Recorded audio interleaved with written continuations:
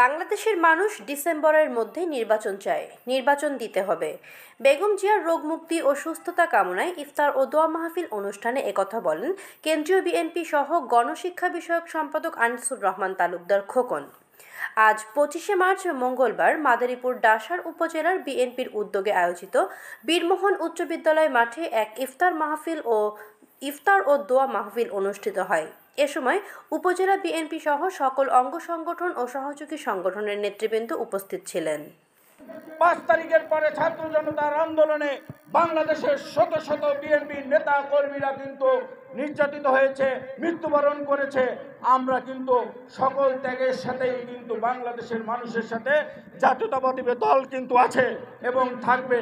আপনাদের কাছে একটা অনুরোধ জানাতে চাই, আপনারা ক্ষমতা পেয়ে নিজেদের কিন্তু ভাসিয়ে দিবেন না আনন্দের স্রোতে। আপনাদের কিন্তু ভাসিয়ে যদি দিতে চান তাহলে কিন্তু আপনাদের পরিণতি কিন্তু বাংলাদেশের মাটিতে ভালো হবে না।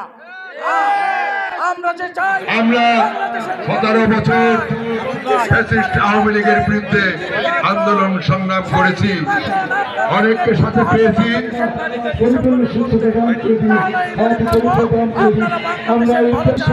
বাংলাদেশের মানুষের ভালো চান, সেই আশা এই প্রত্যাশা করে আগামী দিনে সুন্দর সুষ্ঠু 15 বছর পরে মানুষ ভোট দেওয়ার অধিকার ফিরে পাবে, সেই আশা এই প্রত্যাশা আপনাদের কাছে ব্যক্ত করে আমি আমার সংক্ষিপ্ত বক্তব্য শেষ